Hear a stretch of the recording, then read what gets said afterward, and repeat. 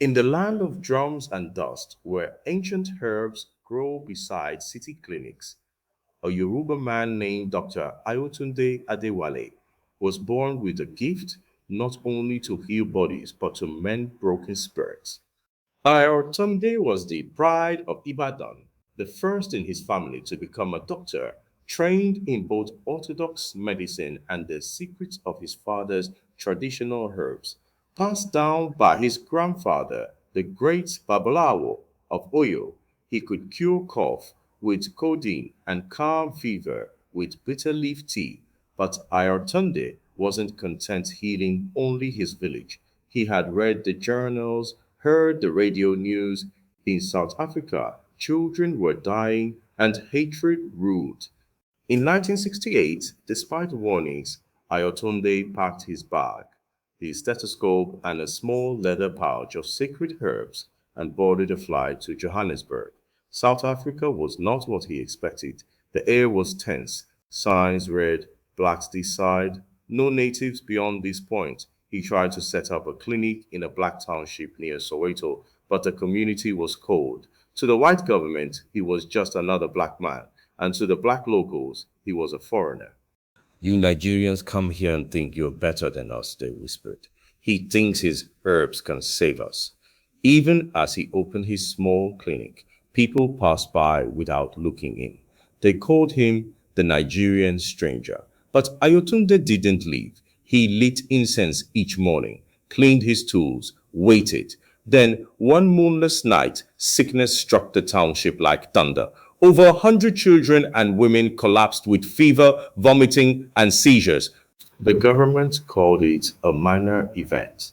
No ambulances came, no aid arrived. Fathers wept, mothers screamed, children faded. Ayotunde opened his clinic doors wide, but no one came. Until she appeared, her name was Naledi, skin like dusk, eyes like sunrise. She carried her baby brother Kwame in her arms. Please, doctor, everyone said, you are just a Nigerian, but my brother is dying. I don't care where you're from, help him. Ayotunde examined the boy.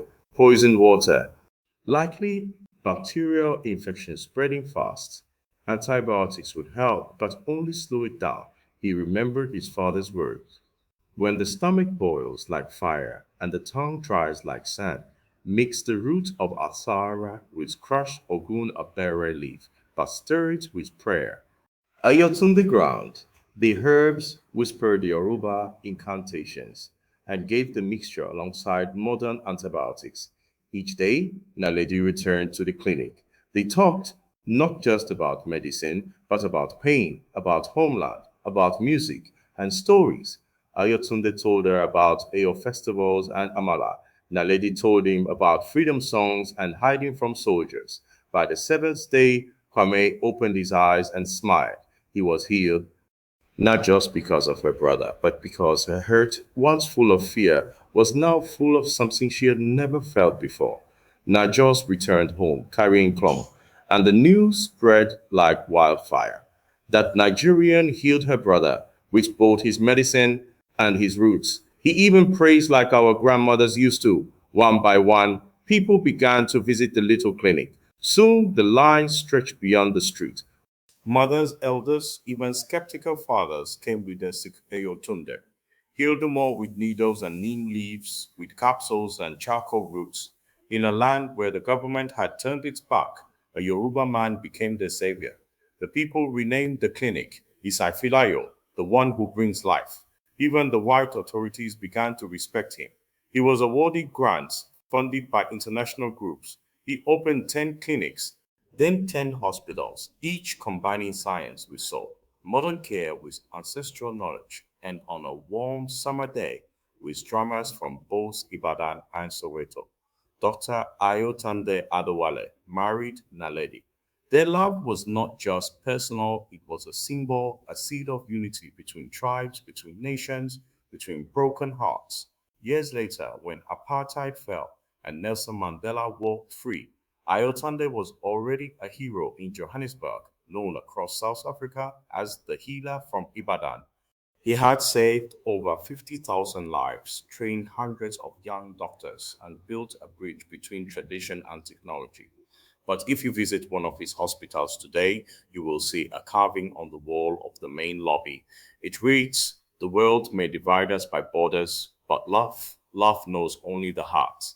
And that, children, is how a stranger became a son, how a healer became a husband, and how love conquered a land ruled by hate. And so, from the dusty roads of Ibadan to the soul of Soweto, one man's hands became the bridge between pain and healing, between strangers and family, between hate and love. If this story touched your heart, imagine how many more remain unheard. So please like this video, share it with someone who believes in hope. Comment below and tell me what you think. And most importantly, don't forget to subscribe. Till next time, stay strong, stay kind, and remember, every tale hides a truth.